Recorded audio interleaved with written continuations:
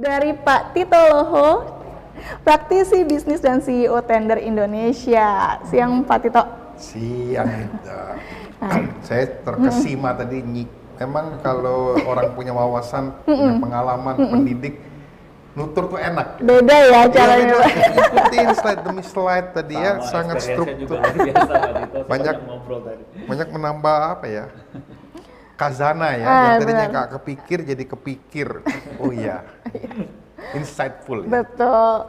Boleh langsung mungkin Pak Tito nih, karena teman-teman juga pasti penasaran juga nih sama pemaparannya di Pak Tito. Oke, saya ingin nyambung yang tadi Bung Geo atau Mas Geo atau Pak dosen Geo ajarkan tadi ya, bahwa pertama ada 143 juta paling tidak terdata terhubung ke internet. Ya.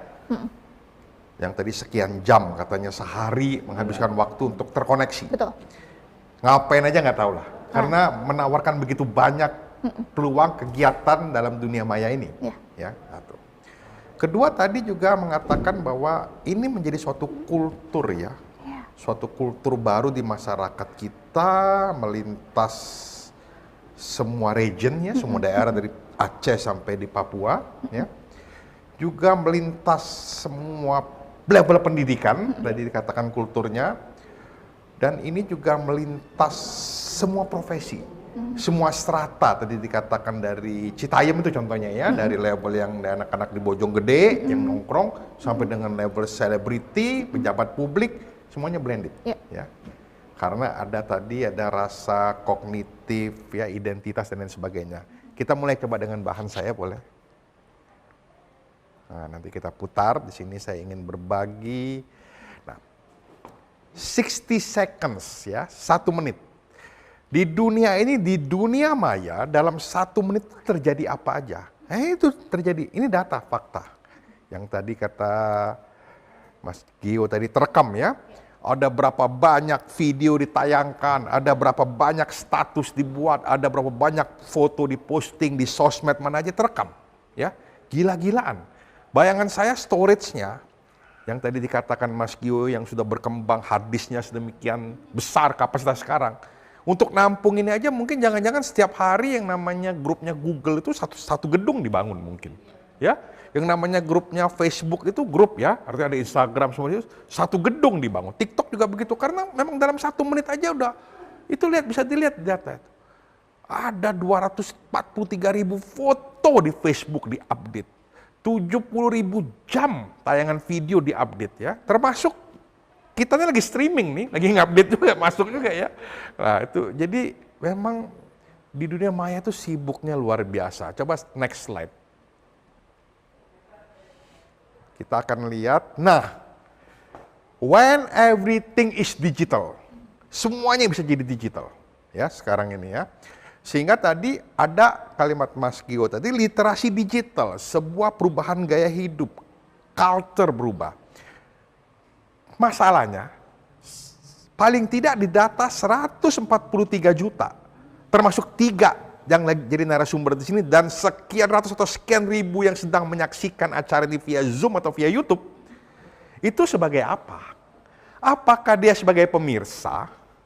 Apakah dia sebagai pemanfaat? Apakah sebagai pembuat atau creator? Ini dulu kita lihat ya. Tentu ini piramid pasti jumlah pemirsa lebih banyak dibanding jumlah pemanfaat, dan jauh lebih sedikit lagi jumlah pembuat. Apa sih maksudnya? Kira-kira gitu. Kita next slide. Nah, ini handphone ya. Mau handphone yang paling murah sampai yang paling mahal, sampai yang brandnya Apple, sampai yang nggak ada brand gitu kira-kira ya. Itu semuanya bisa sekarang. Bisa yang ditulis itu, bisa email, bisa Facebook, bisa YouTube, bisa like, bisa ya, bisa macam-macam. Ya, semuanya bisa, nggak ada yang nggak bisa. Ya, nah, kalau cuma sebagai pemirsa, maka literasi yang perlu dilakukan adalah 5 hal ini sebenarnya, yang mungkin sebagai basicnya. Pertama, kalau kita pakai internet itu yang tenang, ya, jiwa tenang dulu, nyantai aja bro, ya, jangan baper-baperan, ya. Karena apapun bisa ditulis, apapun bisa ditayangkan di situ. Jadi yang penting tenang dulu. Setelah tenang, cermati kontennya, atau cermati isinya. Ini isinya apa sih sebenarnya? Ya, apa umpatan, Apa hasutan, apa informasi pengetahuan, macam-macam ya. Tulisan, video umumnya, sama gambar ya, seperti konten. Kalau kontennya sudah kita lihat, kita juga mesti lihat satu lagi langkah ketiga, yaitu yang bikin siapa ini. Yang nulisnya tokoh publik, seorang ahli, negarawan, pejabat publik, atau emang yang dikenal sebagai quote-unquote provokator, siapa juga, mesti lihat. Ya, karena konten dan konteks tidak terlepas daripada mereka yang naruh ini. Nah setelah itu ya bolehlah check and recheck. Ya, jangan tiba-tiba, ini ada si Anu, sudah ditahan sama kejaksaan. Ini si Anu sudah bangkrut. Ini si Anu udah gini. Ini si Anu nikah lagi gitu misalnya gitu ya. Udah cerai. Check and recheck. Karena apa? Karena kembali lagi, konten itu sering dibuat, didesain, emang sengaja dipleset-plesetin oleh si creator atau si yang nulis, itu emang mau ngambil keuntungan. Misalnya dia mau mempromosikan. Kan ada filosofi marketing, Irda, ya nggak Mas Gio? Beda itu jauh lebih bagus dibandingin lebih bagus. Bayangin coba, ya. Kan kalau Elon Musk mau ke Mars, tiba-tiba kita bilang aja mau ke Jupiter, nggak lebih canggih, itu biasa aja, udah ke Mars. Tapi kalau kita bilang kita mau nyungsep ke inti bumi, masuk ke dalam tanah, nah ini jadi isu yang menarik dibahas. Jadi banyak orang cara jualannya dengan emang sengaja bikin konten yang nyeleneh, makanya saya penting lihat kreatornya siapa. Ya, jangan terlalu kita diaduk jadi tidak tenang. Ya, kemudian check and recheck, dan terakhir adalah kritis. Nah ini daya nalar. Jadi kalau kita baca sosmed atau baca tulisan berita macam-macam yang sekarang kan berita online banyak banget itu, rekan-rekan baca, disantai aja, rileks aja, lihat, jangan emosional. Wah ini nggak bener nih, pujaan saya dimaki-maki. Wah ini nggak bener nih, dia nih fitnah, dia nggak tahu yang sebenarnya. Bukan dia nggak tahu sebenarnya, emang dia bikin begitu gitu loh ya. Dulu pernah cerita kan, jadi ada orang dia bikin akun palsu, kayak saya nih ya. Saya bikin akun palsu, kemudian saya goda Mas Gio, Mas Gio tulis sesuatu, gue bilang nggak begitu tuh, itu kamu salah. Mas Gio emosi dong, lama-lama dong, betul kan? Lalu saya balas, tambah emosi, tambah ribut nih berdua sama akun palsu saya. Besok saya ketemu Mas Gio, kemarin ada rekan tuh kayaknya nyolot ya sama kamu ya. Iya tuh dia nyolot, padahal tuh gue tuh sebenarnya. Gue ketawa-tawa aja dalam hati. Banyak yang begitu, jadi hati-hati ya. Nah itu satu, kalau sebagai pemirsa. Tapi literasi hari ini, Irda, ini kan kita Pak Dirjen mengatakan sudah sekian belas juta yang mengikuti program literasi untuk supaya masyarakat lebih aware akan digital dan dampaknya. Nah, saya ingin ngajak rekan-rekan sekalian lebih jauh, tidak hanya sebagai pemirsa. Ya, literasinya sebagai apa? Next slide. Kita mulai naik kelas dikit lah gitu ya. Ayo silakan. Nah, sebagai pemanfaat ya, yaitu kita bisa berbagi info juga, share juga, nggak hanya sekedar komen gajah, berbagi info. Apa bedanya sih sama saya juga sebagai pemirsa, saya sering bagi-bagi itu. Bedanya gini, kalau sebagai pemanfaat, ketika kita berbagi berita atau informasi itu harus yang bermanfaat, ya.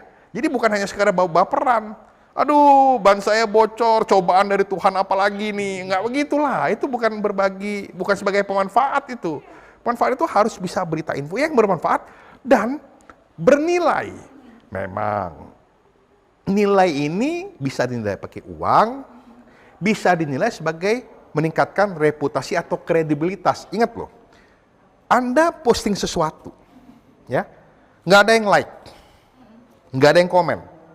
Lalu Anda uring-uringan, Anda anggap tidak ada yang lihat, salah besar. Saya dulu pernah posting rutin ya, suatu kata-kata bijak, yang saya kutip juga dari para filsuf dunia. Nggak banyak yang like, nggak banyak yang komen, kalau dapat dikatakan nggak ada sama sekali. Ya, tiba-tiba saya stop. Tiba-tiba banyak yang message, Mas Tito kok nggak ada lagi gitu loh. Gue bilang, waktu gue posting lu orang nggak komen gitu. Setelah aku stop komen, ternyata tidak banyak yang like, tidak banyak yang komen, itu bukan berarti tidak banyak yang mengamati. Nah ini bahaya nih. Banyak orang lupa, jejak digital Anda terekam di benak rekan-rekan Anda, di benak calon apa nih? Calon mertua, calon pelanggan, ya, calon temen gitu ya. calon perusahaan yang akan meng-hire Anda direkam. Begitu mau hire, orangnya rapi, begitu lihat sosmed, oh jangan-jangan, ini provokator, out. Nah, kira-kira gitu. Inilah sebagai pemanfaat, ya. Harus berbagi berita info yang bermanfaat dan bernilai. Syukur-syukur bernilai uang. Wah, kamu ahli ya, Irda bidang PR ya, Mas Gio ahli dalam bidang ini. Aku hire dong untuk perusahaanku, jadi duit. Manfaat, ya. Nah, naik kelas lagi, silakan slide berikutnya. Nah, ini yang menarik nih. Sebagai creator, pembuat startup unicorn, the $1 billion dream, coding. Nah, ini yang perlu kita pelajari. Ya, perlu mulai kita manfaat sebagai pembuat ini.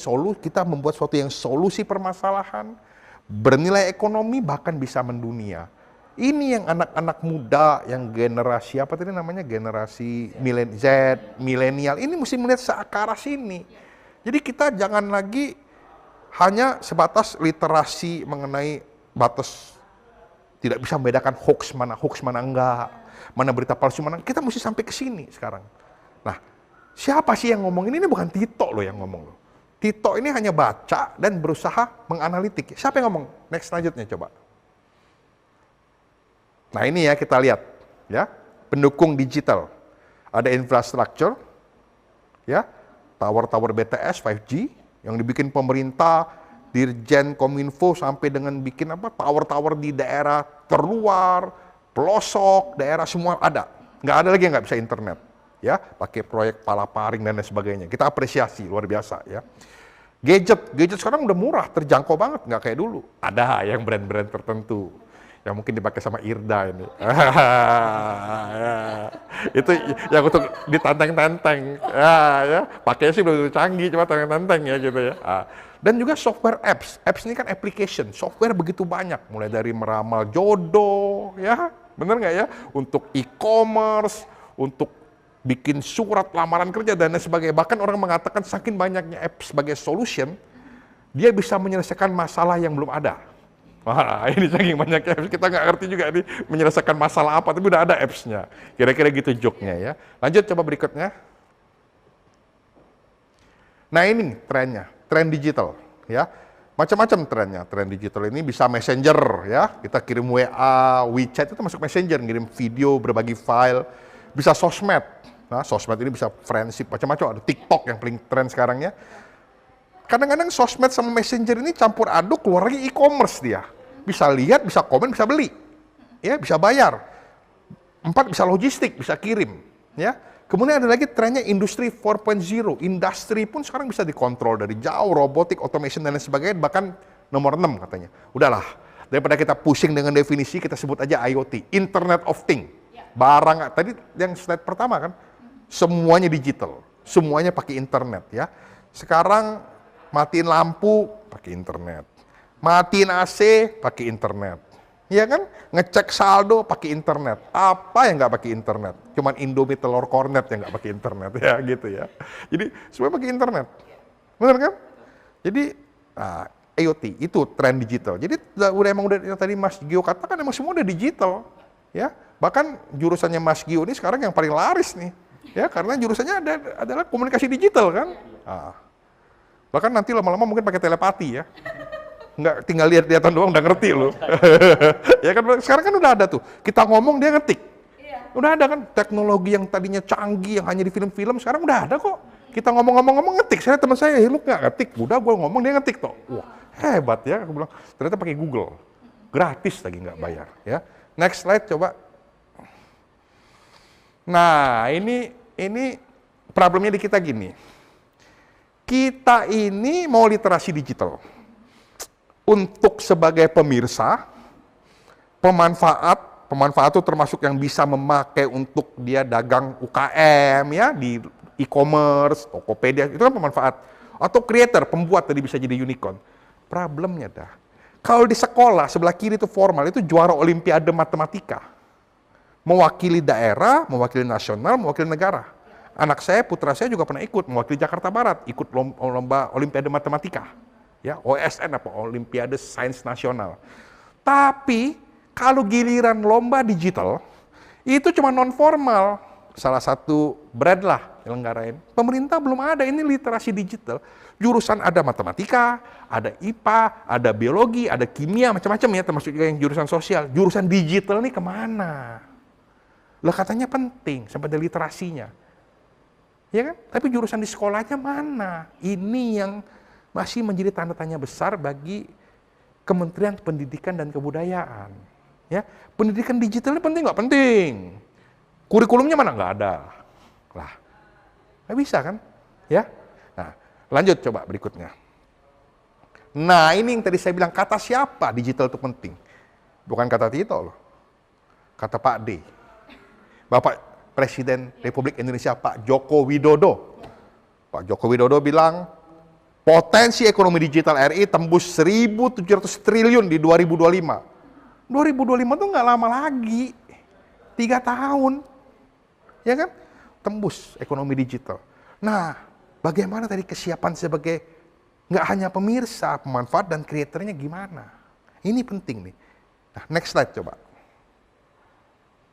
Nah, pemuda Kulon Progo urus server Singapura dari rumah digaji dolar. Jadi tadi Mas Gio mengatakan timbul ya namanya kerja cara baru digital. Itu benar. Ngurus server, tadi kita di slide pertama kan ada begitu banyak, dalam 60 detik aja begitu ribuan gambar di-upload, video, komen di semua sosmed, di semua aplikasi. Itu kan butuh technical, butuh dirawat server, dan karena semuanya dari remote, kerja dari Kulon Progo. Memang dia nggak perlu ke Amerika, nggak perlu ke Singapura. Dia kerja, connect kerja. Nanti di dunia juga seperti itu. Jadi nanti ke depannya orang nggak perlu nanya lagi, lu kerja domisili di mana, tinggal di mana. Wah, lu kalau tinggal di situ jauh. Anda tinggal di Bekasi, kantor saya di Jakarta Barat, jauh dong dari timur ke barat, macet. Udah nggak ada nanya kayak gitu.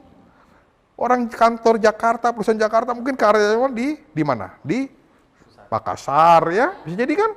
Di Medan, bisa jadi. Di pelosok, yang penting ada kabel internet kok. Pemerintah Kominfo udah pasang di mana-mana infrastrukturnya, ya kerja digital dan nggak usah full time, ya udah machine learning semuanya. Itu trennya. Ini kan udah bukti. Kulon Progo loh, ngurus server loh, servernya Singapura dari rumah kerjanya. Ya, bayangin coba. Lanjut. Nah, ini menarik. Ini ada yang tahu nggak dari Mairda tahu ini foto siapa ini? Mas Gio tahu ini? Ini kan foto prajurit Mongol.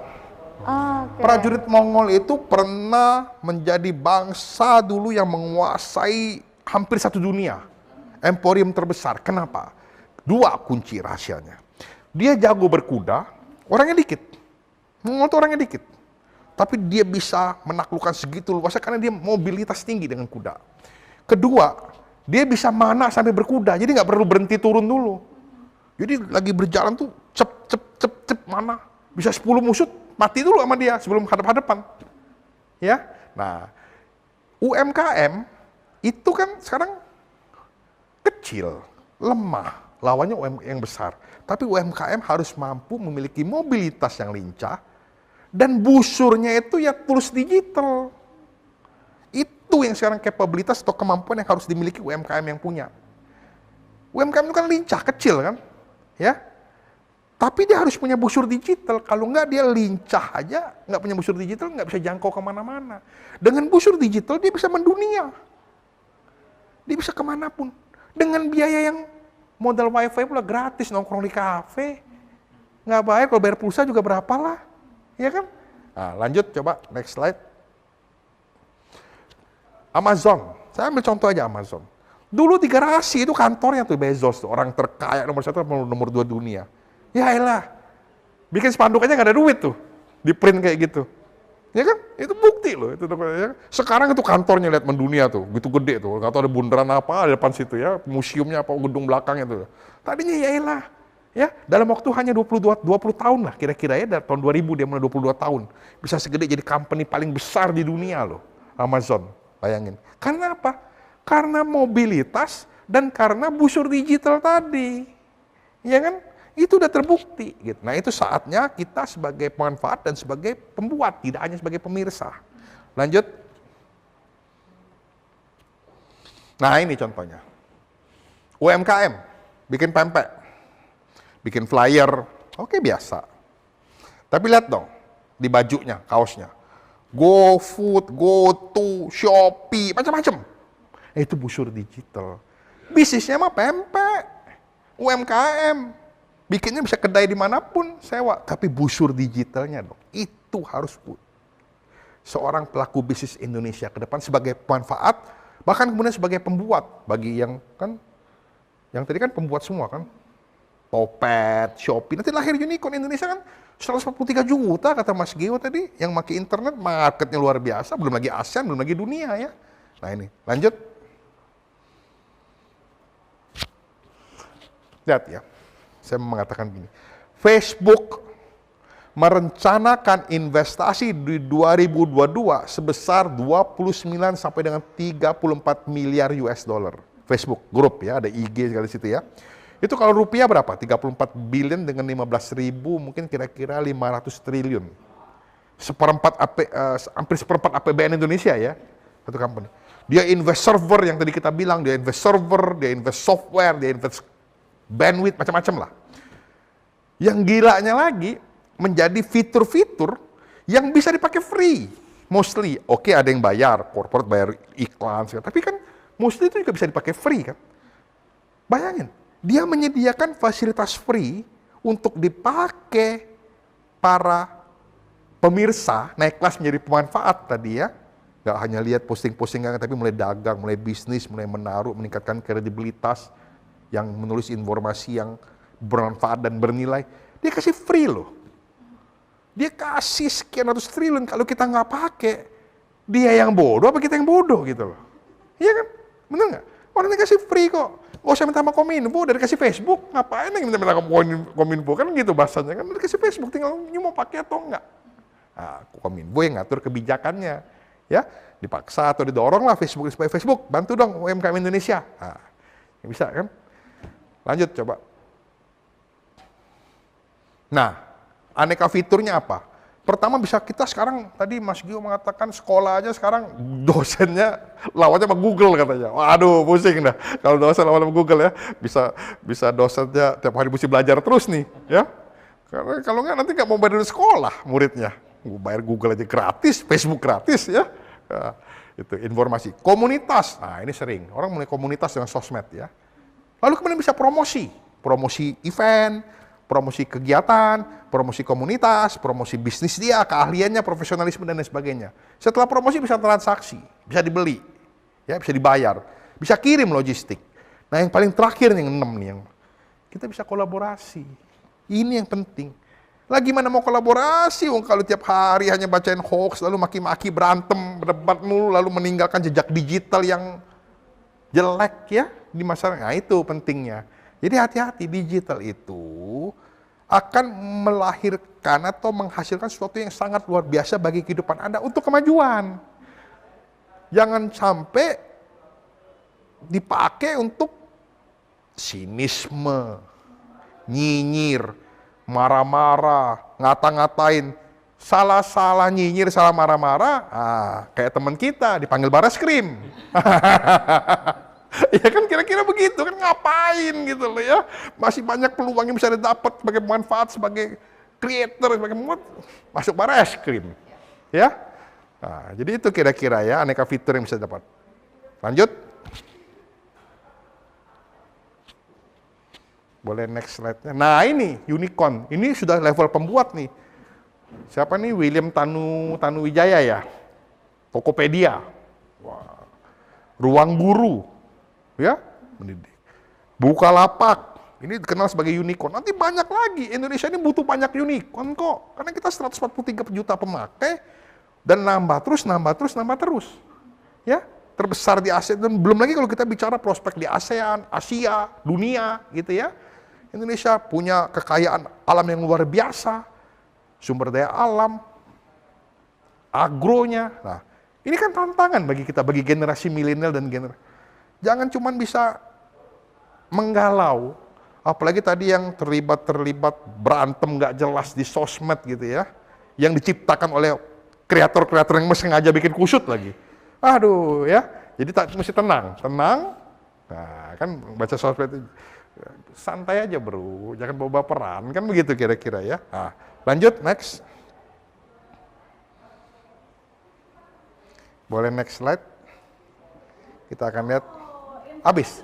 Oh, terakhir. Oke, jadi terakhir kali jadi unicorn tadi ya. Oke, itu kira-kira Irda yang bisa saya share pada kesempatan literasi digital kali ini. Oke, luar biasa sekali ya Pak Tito. Tepuk tangan dulu dong teman-teman untuk semua narasumber kita pada siang hari ini. Nah, sambil menunggu ini Pak Krisantus hadir bersama dengan kita akan langsung buka aja sesi tanya jawab ya. Karena tadi saya dari tadi handphone udah agak berisik nih ya. Muncul terus nih pertanyaan nih, kayaknya banyak banget nih kayaknya mereka saking semangatnya nih peserta kita pada siang hari ini. Langsung aja kita buka sesi tanya jawab teman-teman. Ini dari Luffy Suswanti. Ini ingin bertanya dengan Pak Tito terlebih dahulu. Luffy Suswanti. Luffy. Oke, Bu. Izin bertanya Pak, bagaimana cara kita memproteksi diri dari media sosial yang banyak sekali palsunya dalam memberikan informasi? Apa itu informasi pendidikan, hiburan, dan lain sebagainya. Kita tahu semua informasi yang tersebar di media sosial kan sangat mudah dimanipulasi.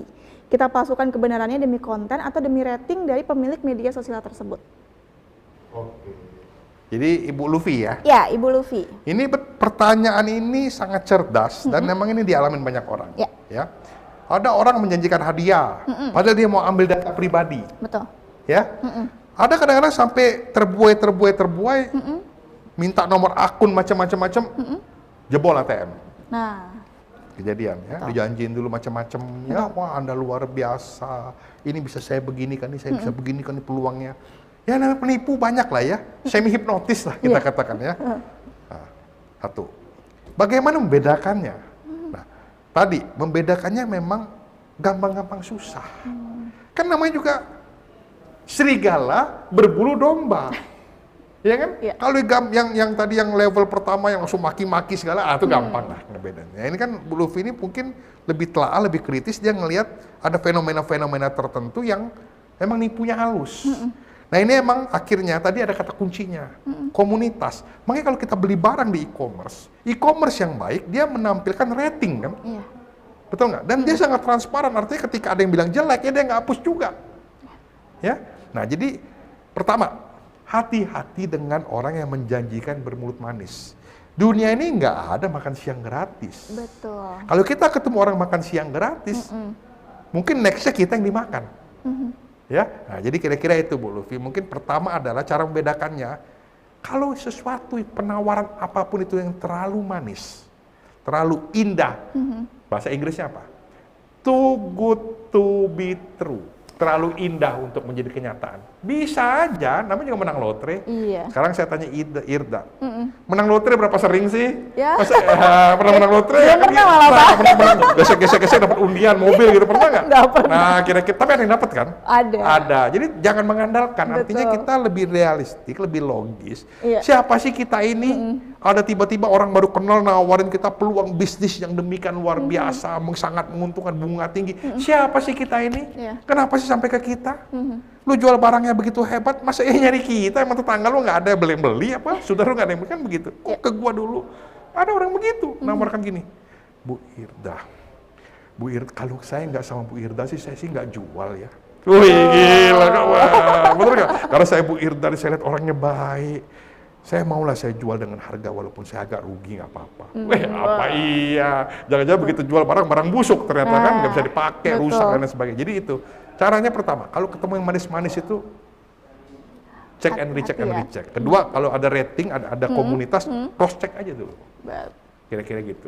Baik, sudah cukup ya Bu Luffy atas jawabannya tadi dari Pak Tito. Nah ini sekarang ada pertanyaan untuk Mas Geo. Mas Geo ini dari Anis Wahyuni. Izin bertanya Mas Geo, ini saat ini banyak sekali isu-isu negatif yang disebarkan melalui berita hoax, yang sering juga disebarkan orang tua yang kurang mengerti literasi digital. Nah sepertinya salah satunya di aplikasi WhatsApp nih, banyak banget ya. Gimana cara kita mengedukasi orang tua ini supaya nggak menyebarkan berita hoax nih? Oke. Ya, makasih Anis ya, pertanyaannya juga relevan ya. Tapi sebenarnya mostly bicara seperti itu, sebenarnya Pak Tito sudah jawab tadi dalam konteks filtering, ya kemudian kita harus punya kolaboratif community untuk check and recheck suatu kebenaran.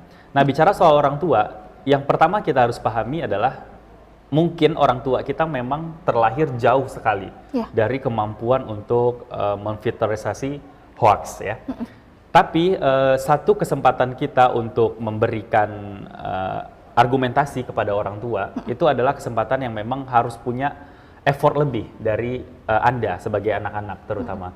Karena ini memang benar-benar terjadi. Nah, maksud saya jika ingin melakukan itu, yang pertama adalah pastikan orang tua kita itu punya punya kemampuan dulu untuk menerima. Ya. Karena kadang-kadang kita tadi Pak Tito sampaikan juga, kemampuan anak-anak sekarang itu mobilitasnya tinggi. Kalau yang dulu baby boomers ke atas atau orang tua itu fanatismenya tinggi, sinismenya tinggi. Nah, jadi kita pastikan dulu orang tua kita ini memang mau menerima. Caranya yang pertama adalah diskusi. Ya, diskusi itu dengan cara apa ya? Pasti teman-teman juga udah tahu, Mak. Nanti Mama misalnya kalau share itu di WA, kalau ternyata itu informasi yang salah, kita malu loh. Ya, kalau saya gitu ke orang tua saya ya. Terus gimana ini kan ya maksudnya bagus informasi. Kadang-kadang orang tua kita tuh memang pengen dia nomor satu. Semua orang pengen nomor satu sekarang di grupnya. Jadi kalau saya seperti itu, jadi kita manfaatkan satu punishment ya, punishment untuk beritahu orang tua kita bahwa ada efek lain yang membuat degradasi diri ke orang tua kita kalau ternyata itu salah ya.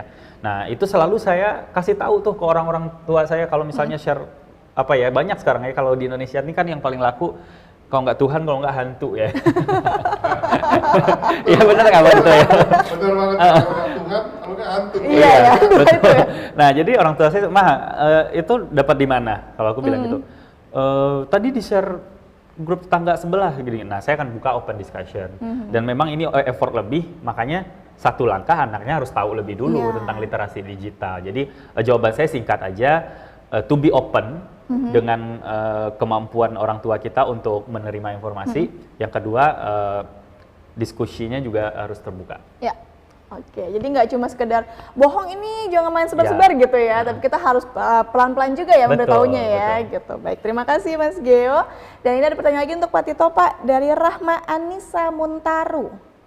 Nih, Rahma yang ingin bertanya, di era sekarang ini banyak anak muda yang narsis, Pak, dan juga terlalu oversharing hal-hal yang bersifat pribadi, seperti bahkan boarding pass aja tuh diposting, KTP di-share, ataupun hal-hal yang menyangkut alamat dan identitas lainnya. Sehingga hal ini sering menimbulkan masalah akibat penyalahgunaan data pribadi oleh pihak lain. Gimana atau langkah apa yang seharusnya dilakukan jika sudah terlanjur men-share data pribadi di sosial media? Oke, jadi agak ngeri-ngeri sedap ini pertanyaannya.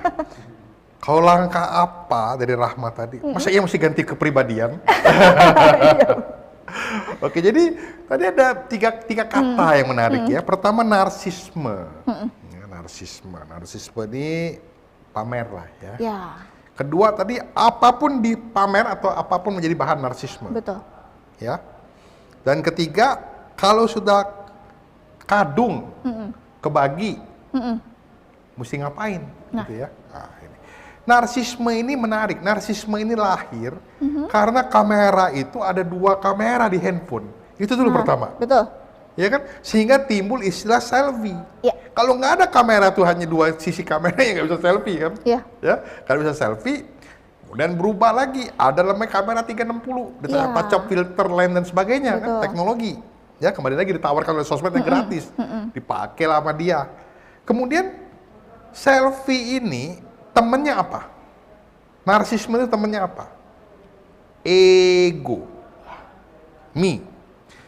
Ego yang tadi E-nya kecil, G-nya kecil, O-nya kecil, karena keseringan selfie menjadi E-nya gede, G-nya gede, O-nya gede. Ya, itu bahaya. Ego dia bertambah gede. Ego ditambah gede, tambah gede, tambah gede, tambah besar egonya, diasah dengan namanya tadi narsisme. Manusia itu secara filosofi dasar emang udah narsis. Contohnya, Anda foto bareng coba. Reuni, foto kelas, 50 orang. 49 ganteng, cuman Anda yang merem. Bagus ya fotonya? Oh enggak. Enggak, itu enggak akan diposting. Ya, 49 ganteng, cuma ada satu yang matanya atau gitu melongo gitu ya. Nggak jadi. Emang dasarnya udah seperti itu. Iya. 49-nya merem, mata ngantuk, satu keren, pose. Ya, Iya. ditambah diasah. Jadi kalau mau selfie, kalau mau foto sebenarnya agak direm-rem. Saking sudah bosan foto diri sendiri, KTP di foto, buku bank di foto. Nah ini bahaya, kemudian nggak sadar. Di era digital ini, kan menjadi suatu keniscayaan harus ada perangkat yang sebagai identitas diri. Jadi kita email, ada password. Iya. Password dikaitkan dengan tanggal lahir. Iya. Ya, kalau passwordnya reject, ditanya tanggal lahir, nama orang tua, kan seputar-seputar itu aja. Iya. Kan saya nggak mungkin dong, saya punya angka magic yang 732555. Pasti angka itu selalu dikaitkan dengan angka lahir, yang Iya. gampang saya ingat kan, alamat rumah, ya, lahir anak saya. Makanya ketika ada suatu mobil, dia ada stiker belakang bapak, istri, anak dua, dia kasih nama, anaknya bisa diculik tuh. Karena orang tahu, wah anaknya namanya Rahma, katakanlah gitu ya. Nah ini kan bahaya kan, Betul. wah nanti bisa telepon ke sekolah. Anak saya, ibu siapa? Saya Rahma, anak saya namanya Joni. Oh iya bener, emang di data seperti itu, karena di mobilnya ada stikernya. Nah jadi hati-hati memposting, jangan terlalu semangat, karena di zaman ini kan berkembang. Ya. Untuk masuk ke aset digital Anda, rekening, ya, KTP digital, apapun itu sosmed Anda pasti kodenya nggak jauh-jauh dari tanggal lahir dibalik, ya. Kalau nama dibalik nggak ada lah, susah ngejaknya. Mungkin tanggal lahir dibalik, gitu, atau nama orang tua atau nama anak, tambahin angka ujungnya, misalnya 1, ya. Misalnya Irda 1 gitu, tambahin, karena kalau Irda banyak mungkin namanya kan, atau Irda 01. Nah, jadi itu akan ada spesialis emang penjahat digital yang dia tahu caranya, mungkin sekolah tempatnya Mas Gio juga kali itu, mungkin dia sekolah digital ya, dia tahu mindset orang digital, culture gimana, dia mulai masuk tuh. Ya namanya orang buat jahat ya, sama seperti yang mama minta pulsa kan. Ya. Ih jadul amat sih nipunya pakai mau minta pulsa. Jangan salah loh. Dari 1000 yang tipu masih aja kena 1, 2 ya. Nah, gitu kan namanya kan probabilitas. Ya. Dari sekian banyak dapat 1, dapat 2. Nah, yang apesnya Bu Rahma satunya itu kan kena tipu. Jadi tadi yang sudah dilakukan ya wes mesti rubah semua. Kalau dia ada karakter-karakter digital yang sudah aset-aset dari rekening bank dan lain sebagainya, tapi kedepannya rekan-rekan sekalian hati-hati, jangan sering berbagi-bagi yang dari digital, karena Anda terbang pun, Anda terbang nih, nama Anda masuk, Ya. Anda terbang nggak ada sinyal kan? Iya. Saya bisa telepon ke keluarga Anda, oh Anda lagi kecelakaan, musibah gini-gini, tolong transfer sekian, karena saya tahu dalam waktu 2 jam ke depan Anda nggak akan bisa dihubungi. Betul. Ketika dihubung keluarga, emang bener dia, oh ya ampun, tolong ini gimana, bisa diolah. Penjahat digital selalu memiliki cara-cara tertentu untuk melakukan kejahatan tersebut. Karena dibantu oleh Anda yang tadi narsis tadi kan. Kira-kira gitu loh. Baik, jadi harus hati-hati ya kita kalau mau posting Iya. sesuatu ya. Ini memang agak bahaya. Dulu waktu di Instagram sempat ada tren kita nama share KTP, kemudian nama kecil ya kan, sempat tanya gitu, share dong nama panggilan saat kecil dan sebagainya. Padahal kita nggak tahu, ikut-ikutan tren, ternyata tiba-tiba itu justru jadi ladang kejahatan untuk orang-orang jahat ya. Baik, ini pertanyaan berikutnya dari Septiani Putri untuk Mas Geo. Mas Geo, bagaimana langkah yang bisa kita lakukan sebagai generasi milenial dan juga Gen Z untuk memberikan awareness kepada generasi di bawah kita atau justru di atas kita juga, bahwa mensortir dan juga menanggapi berita atau kabar yang kita terima itu sangat penting dilakukan. Sedangkan masalah yang kami hadapi adalah kami tidak terlalu didengar nih oleh generasi di atas atau bahkan juga generasi di bawah. Oke, sebenarnya tidak ada istilah sih orang yang tidak terlalu mendengarkan, maksudnya tidak terlalu didengar itu sebenarnya nggak ada istilah. Tapi 2 hal yang saya harus sampaikan adalah teman-teman, jika kalau ini saya lihat konteksnya lebih kepada message ya, menyampaikan sesuatu itu agar didengar orang. Ini semiliar kita bicara tentang misalnya komunikasi penyuluhan gitu ya. Dalam komunikasi penyuluhan itu ada 2 hal yang benar-benar kita harus perhatikan. Yang pertama adalah relevan, yang kedua relatable. Jadi banyak orang-orang menyampaikan hal-hal yang sangat praktis, tapi bicara yang terlalu teoritis gitu. Saya bukan orang yang skeptis dengan teori, tapi kadang-kadang terlalu tinggi bahasa untuk menyampaikan lintas generasi. Ya. Itu kurang bisa dipahami dengan baik. Jadi kalau kita tadi Mbak Irda sempat cerita ya, ada share your apa di KTP, kalau Pak Tito ada studi case juga. Kemudian saya sampaikan juga di luar sana betapa banyaknya isu-isu sosial media sekarang yang lagi bertebaran dan kontranya, pronya, efeknya. Inilah yang harus disampaikan dengan baik. Nah, satu hal yang paling penting adalah gimana menyampaikannya memang dengan emosional. Emosi itu maksudnya ada perasaan di dalam itu. Yang kedua relevan sama relatable. Relevan sama isu yang diangkat, relatable sama generasi yang ingin diberikan penyuluhan. Nah, tapi kalau misalnya kita hanya sekedar dipercaya untuk menyampaikan sesuatu, kita bicara dari sisi yang terlalu bird eye gitu ya, yang terlalu luas, nggak kena. Nah, makanya kalau saya sampaikan di kategori pertanyaan itu, saya rasa itu bagaimana untuk memaknai audiens gitu. Memaknai audiens itu cuma dua cara tadi. Sampaikan sesuatu dengan cara yang relevan sama relate dengan audiensnya. Oke. Contohnya penyampaian kita ke orang tua dengan ke anak-anak berbeda ya. Jadi caranya dulu seperti apa ya, Mas? Baik, jadi pertanyaan selanjutnya dari Tami Dwi Fitriani untuk Pak Tito.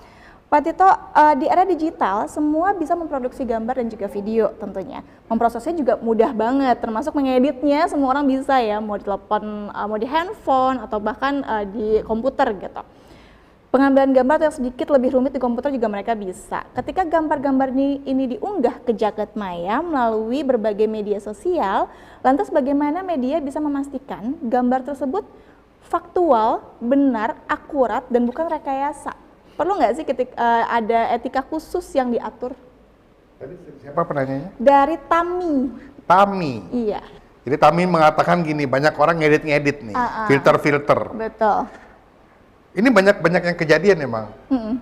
Ketemu calon pasangan kan gitu kan, wah, boleh juga. Begitu datang kok lain ya. Waduh, ini filternya gimana ini ya? Sering kejadian. Itu lucu tapi it happen ya.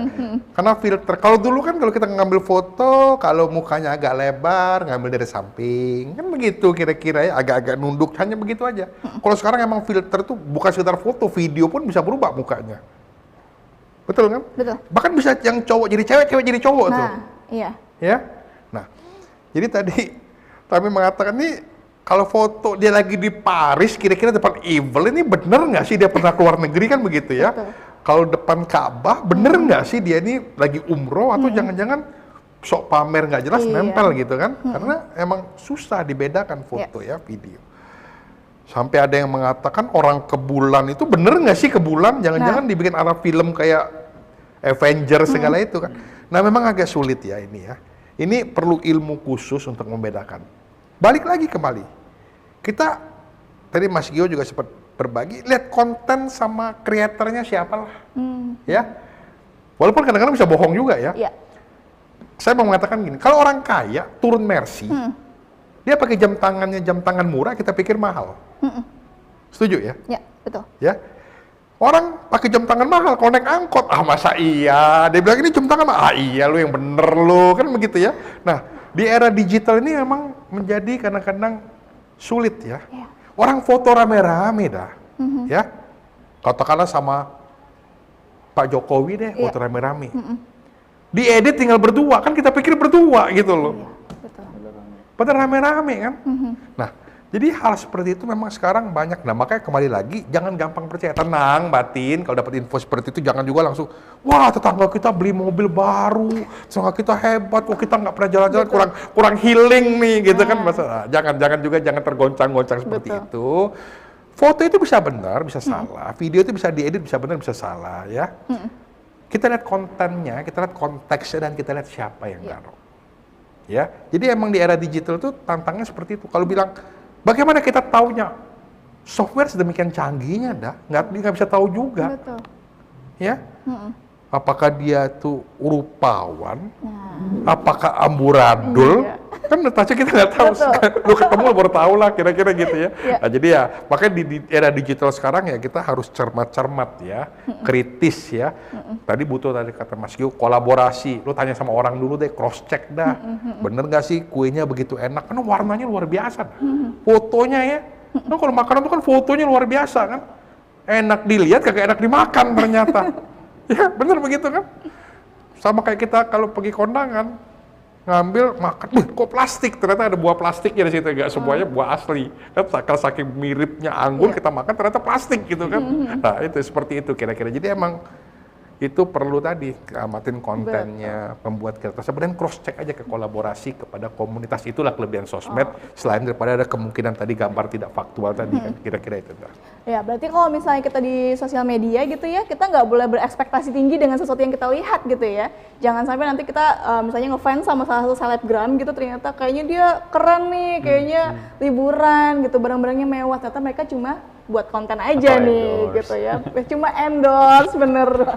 Jadi harus berhati-hati. Ingat, jangan terlalu ekspektasinya jangan tinggi-tinggi kalau ngeliat sesuatu yang indah di media sosial.